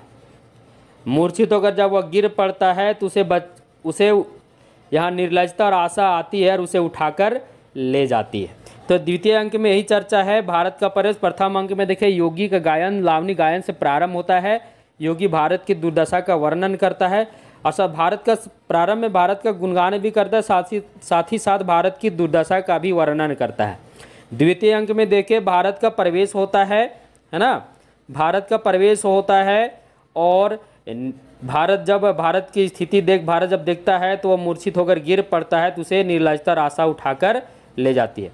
द्वितीय अंक में जो स्थान है शमशान है, टूटे फूटे मंदिर है, कौवा कुत्ता सियार घूम रहे हैं, अस्थि इधर उधर पड़ी हुई है। सभी पॉइंट को ध्यान से समझिएगा क्योंकि प्रश्न आ सकता है कि भारत दुर्दशा के द्वितीय अंक में कौन सा स्थान है, तो स्थान याद रखना शमशान। प्रथम अंक में कौन सा स्थान था, बीथी, तो द्वितीय में शमशान। अब यहाँ देखते हैं द्वितीय अंक के जो प्रमुख गीत हैं। पहला गीत है, कोऊ न पकड़त मेरो हाथ, 20 कोटि सूत होत फिरत में, हा हा हो अनाथ। ये किसका कथन है, किसका गीत है, किसका संवाद है, तो भारत का संवाद है। जब भारत आता है तो बोलता है, कोऊ न पकड़त मेरो हाथ, 20 कोटि सूत होत फिरत में, हा हा हो अनाथ। उसके बाद फिर आगे चिल्लाता है, आगे पुकारता है किसे, माता राजेश्वरी को पुकारता है बचाने के लिए। मातः राजेश्वरी विजयनी मुझे बचाओ, अपनाए की लाज रखो। ये भी भारत जो है माता राजेश्वरी को पुकारता है। आगे फिर देखिए, यह देखो भारत मरता है, जल्दी उसे उठा ले चलो।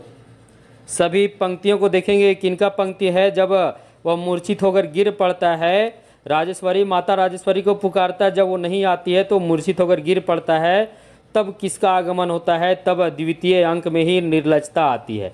और निर्लजता क्या बोलती है? यह देखो भारत मरता है, जल्दी क्या करो, इसे उठा ले चलो। भारत के मूर्छा होने पर निर्लजता का संवाद है। मेरे आछत किसी ने भी प्राण दिया है, मेरे आछत किसी ने भी प्राण दिया है, ले चलो अभी जिलाती हूँ। ये आशा का कथन है। किसका है? तो आशा का कथन है।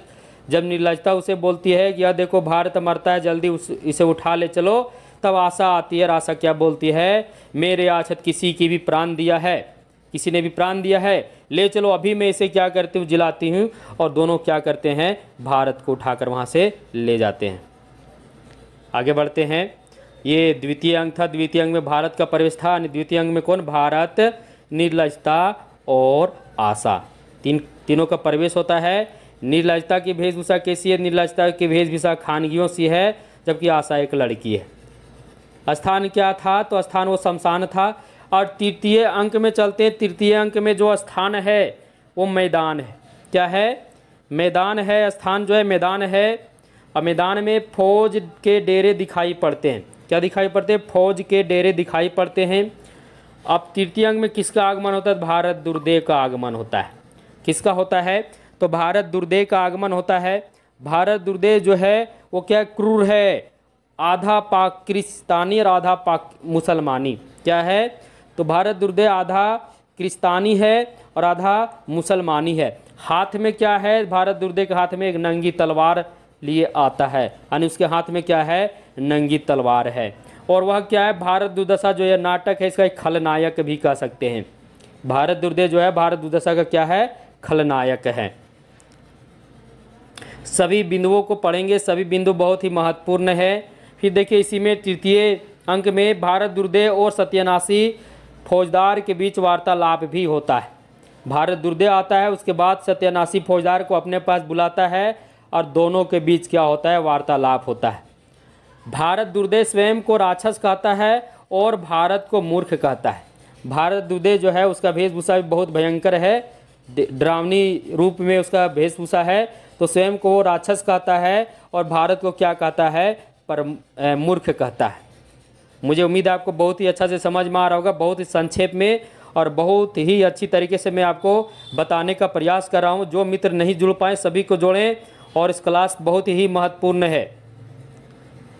आगे देखते हैं। अब इस तृतीय अंक के जो प्रमुख गीत हैं उसे पढ़ लेते हैं। तृतीय अंक के जो प्रमुख गीत हैं, कहाँ गया भारत मूर्ख जिसको अब भी राजेश्वरी पर भरोसा है। यहाँ माता राजेश्वरी छूट गया है। तो जब भारत मूर्छा होकर गिर पड़ता है, माता राजेश्वरी को बचाने के लिए पुकारता है, बचाओ माता राजेश्वरी, मुझे बचाओ, अपने भक्त की लाज रखो। तब जब वो मूर्छा होकर गिर पड़ता है, तब उसके बाद भारत दुर्देव का तृतीय अंक में प्रवेश होता है और बोलता है कहाँ गया। यहीं से प्रारंभ होता है। जैसे प्रवेश करता है तो पहला पंक्ति यही होता है उसका गीत का, कहाँ गया भारत मूर्ख जिसको अभी माता राजेश्वरी का भरोसा है। ये भारत दुर्देव का कथन है। किसके प्रति? भारत के प्रति। आगे फिर यही बोलता है, कोड़ी कोड़ी करूँ मैं सबको मुहताज, भूखे प्राण निकालूं इनका तो मैं सच्चा राज। वो कहता है कि कोड़ी कोड़ी करूँ मैं सबका मुहताज, भूखे प्राण निकालूं इनका तो मैं सच्चा राज। ये भी किसका कथन है? तो ये भी भारत दुर्देव का ही कथन है।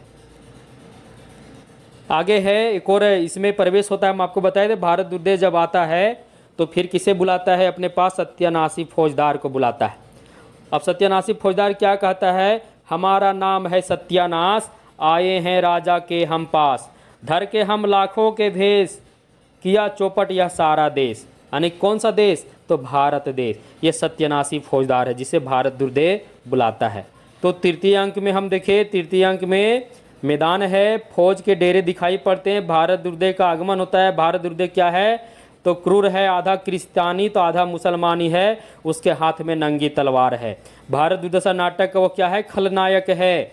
इसके अलावा इस नाटक में सत्यानाशी फौजदार भी तृतीय अंक में आता है और भारत दुर्देव और सत्यानाशी फौजदार के बीच वार्तालाप होता है। कौन सी वार्तालाप? कि भारत को किस प्रकार और ज़्यादा लूटा जाए, इसे और भी ज़्यादा विध्वस्त किया जाए। आगे देखते हैं। अब तृतीय अंक में जो प्रमुख गीत है उसे भी हम देख लिए। सबसे पहला गीत देखिए, कहाँ गया हुआ भारत मूर्ख, जिसको अभी भी राजेश्वरी का भरोसा है। क्योंकि जब भारत मूर्छा हो रहा था तो मूर्छित होने से पहले माता राजेश्वरी को पुकार रहा था ना सहायता के लिए, तो वही चर्चा तृतीय अंक में तुरंत प्रारंभ में ही भारत दुर्देव द्वारा होता है। अब चतुर्थ अंक में हम चलते हैं। सभी अंक बहुत ही महत्वपूर्ण है। चतुर्थ अंक में कैसा स्थान है? स्थान जो है अंग्रेजी कमरा सजा हुआ है। अंग्रेजी कमरा क्या हुआ है? तो सजा हुआ है मेज कुर्सी पर, मेज भी लगा हुआ, कुर्सी पर कौन बैठा हुआ है? तो भारत दुर्देव बैठा हुआ है। अंग्रेजी कमरा सजा हुआ है। स्थान क्या है? तो अंग्रेजी कमरा। सभी को एक एक पंक्ति को समझेंगे। पहला में स्थान क्या था? बीथी। दूसरा में स्थान क्या था? शमशान। तीसरा में स्थान क्या था? मैदान। और चौथा अंक में स्थान क्या है? तो अंग्रेजी कमरा जो सजा हुआ है, मेज कुर्सी लगा हुआ है और कुर्सी पर भारत दुर्देव बैठा हुआ है। अब भारत दुर्देव क्या करता है? रोग, आलस्य, मदिरा, अंधकार सभी को क्या करता है? बारी बारी से अपने पास बुलाता है, यानी बारी बारी से सबका प्रवेश होता है और भारत दुर्देव से वार्तालाप होता है।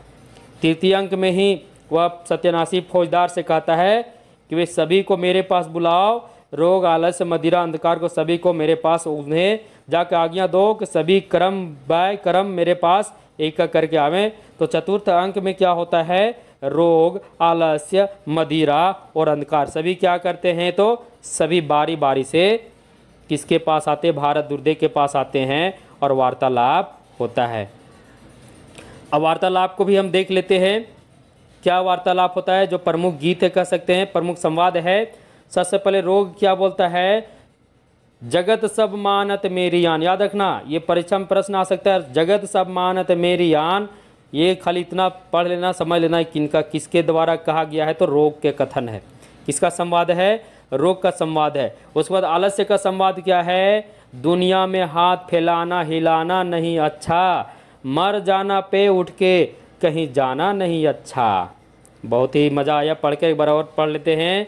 दुनिया में हाथ फैलाना हिलाना नहीं अच्छा, मर जाना पे उठ के कहीं जाना नहीं अच्छा। ऐसे आलसी आदमी, जो आलसी आदमी होते हैं, जो आलस वाले होते हैं, वही यह कथन कह सकते हैं। बहुत ही अच्छा कथन दिया हुआ है। ये किसका कथन है? आलस का कथन है। किसका है? तो आलस्य का कथन है।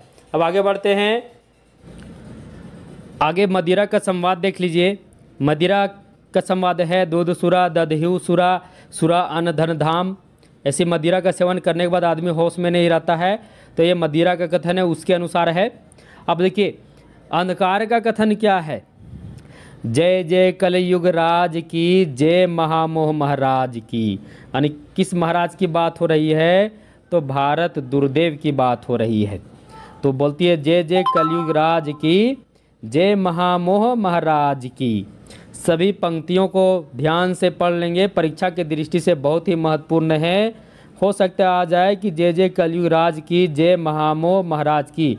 यह भारतेंदु हरिश्चंद्र की जो नाटक भारत दुर्दशा नाटक में कौन सा पात्र के द्वारा यह कहा गया है?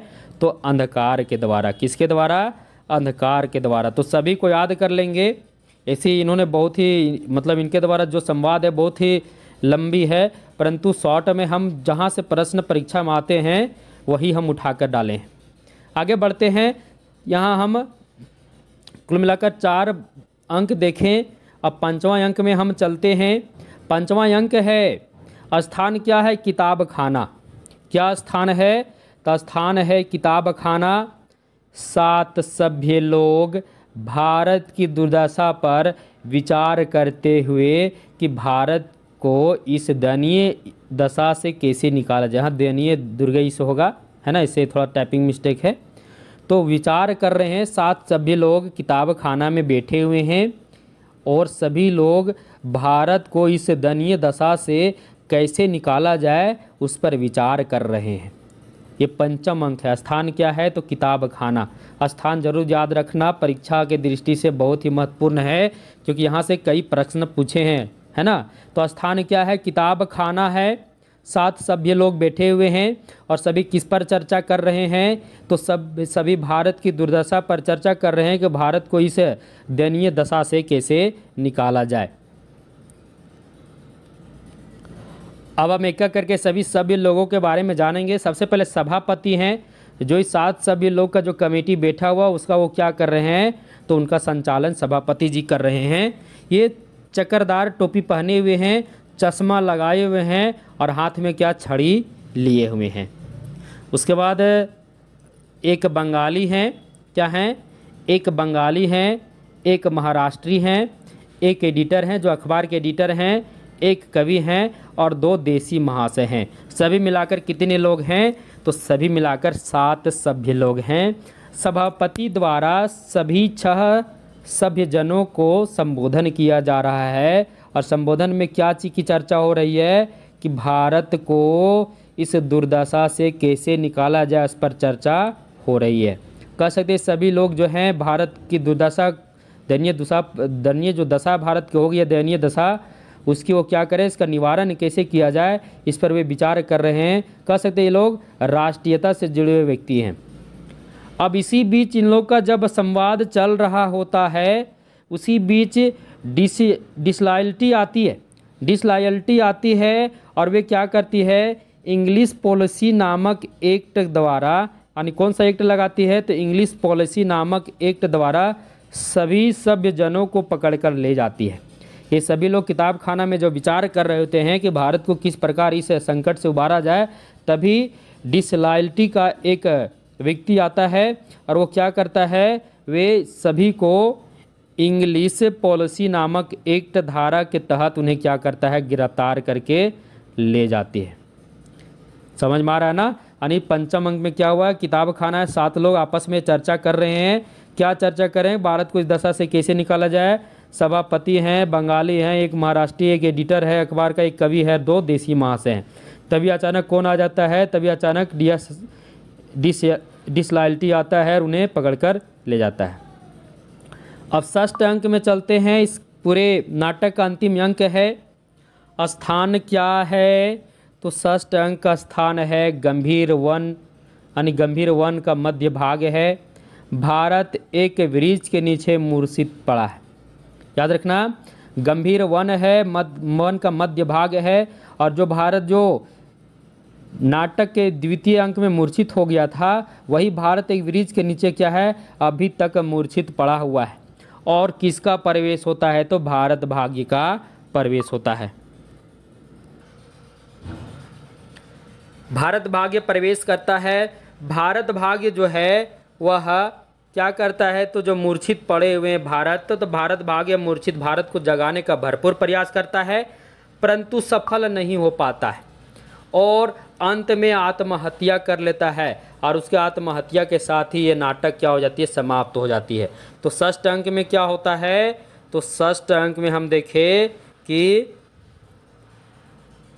स्थान है गंभीर वन का मध्य भाग, भारत एक वृक्ष के नीचे मूर्छित पड़ा है, भारत भाग्य का प्रवेश होता है।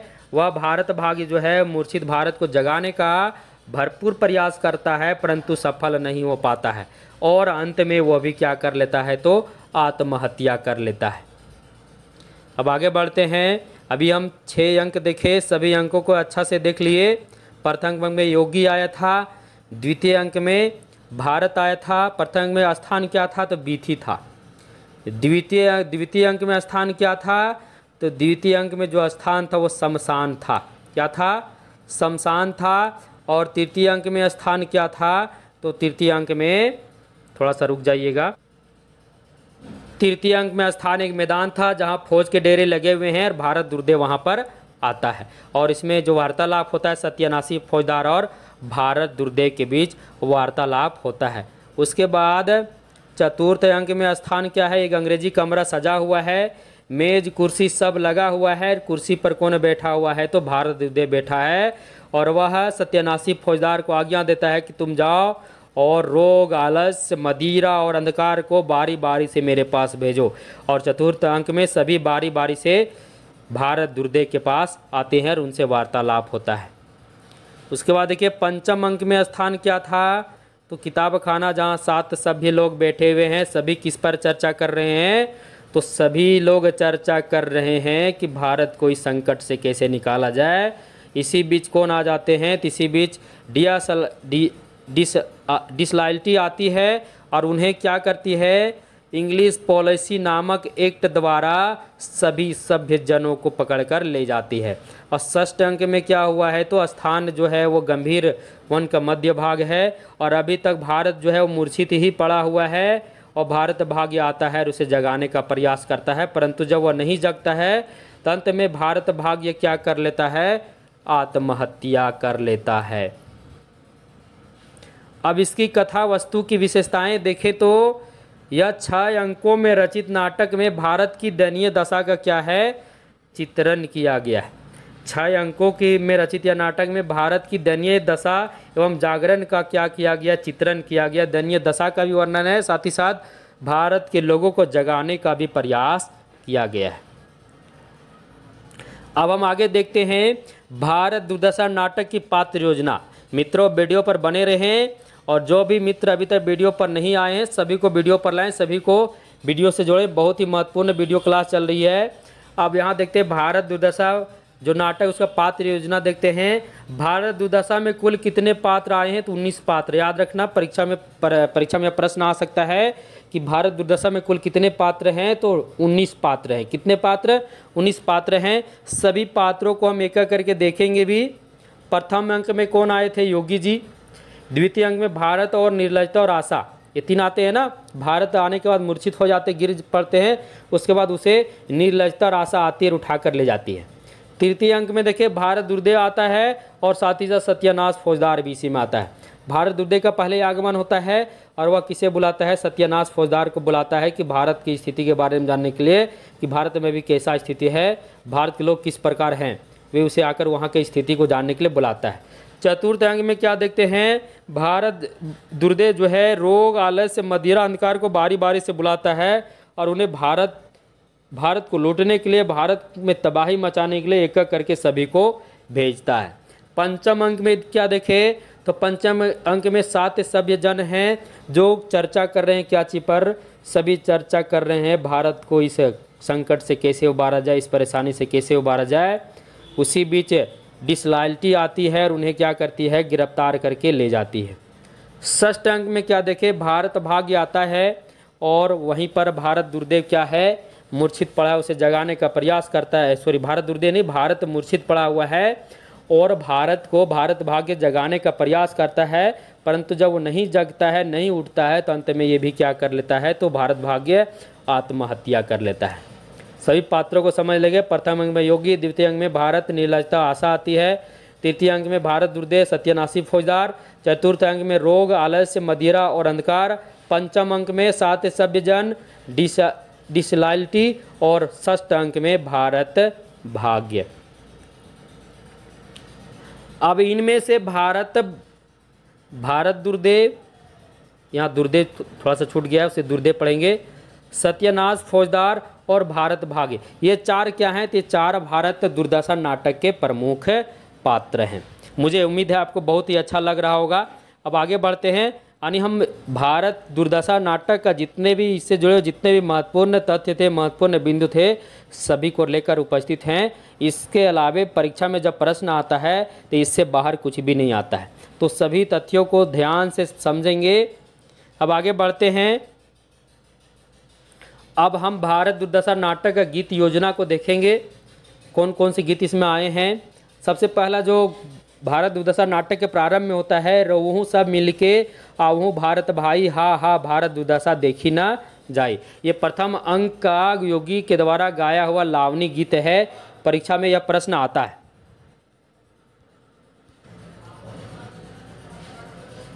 दूसरा गीत है, कोऊ नहीं पकड़त मेरो हाथ, सब विधि दुख सागर में डूबत धाई उबरो नाथ। ये किनके द्वारा गाया हुआ गीत योजना है, तो ये द्वितीय अंक है, भारत द्वारा गाया गया है। आगे है, अरे उपजा ईश्वर कोप से, ओ आया भारत बीच, तुम मुझे सहज न मानो जी, मुझे एक राक्षस मानो जी। ये किनके द्वारा है, तो ये भारत दुर्देव द्वारा कहा गया है, जब भारत दुर्देव का आगमन होता है तृतीय अंक में।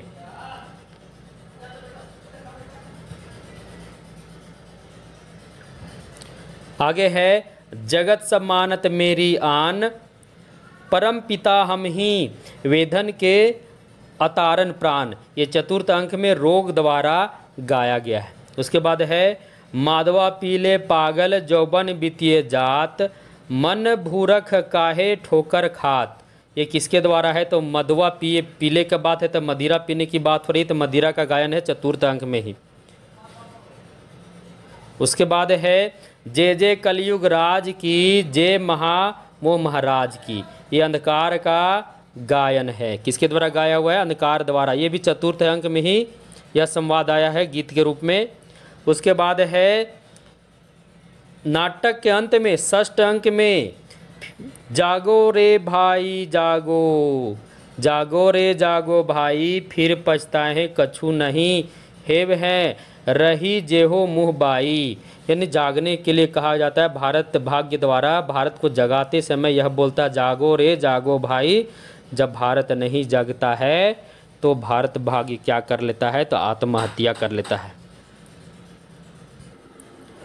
अभी हम भारत दूरदर्शन नाटक के सभी गीत योजना को देख रहे थे, सभी प्रमुख गीतों को देखे, परीक्षा के दृष्टि से सभी महत्वपूर्ण हैं।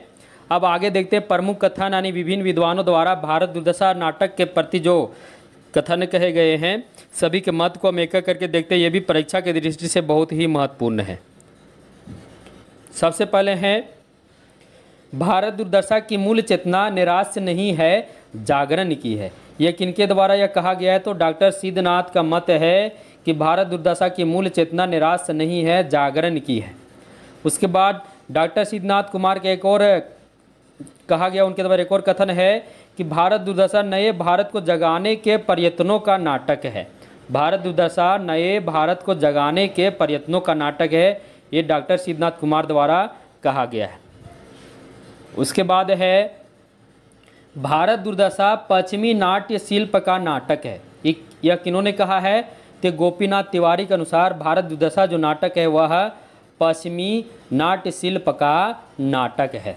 उसके बाद भारत दुर्दशा एक प्रतीकात्मक नाटक है। ये किन्होंने कहा है? तो ये दशरथ योझा जी ने कहा है जो भारत दुर्दशा नाटक है वो क्या है? प्रतीकात्मक नाटक है। उसके बाद डॉक्टर श्याम सुंदर दास का क्या कथन है भारत दुर्दशा के प्रति? उन्होंने कहा है कि हिंदी साहित्य में राष्ट्रीय भावना का प्रारंभ जो होता है वो भारत दुर्दशा नाटक से होता है। उसके बाद भारतेंदु हरिश्चंद्र ने स्वयं क्या कहा अपने नाटक के बारे में? कि भारत दुर्दशा देश वत्सलता का नाटक है। अभी हम देखिए जितने भी संवाद है, प्रमुख कथन, सभी को ध्यान से देख लेंगे और हो सके तो स्क्रीनशॉट कर लें। जिन्हें पीडीएफ की आवश्यकता होगी तो वे हमें कमेंट बॉक्स में अपना नंबर भेजेंगे।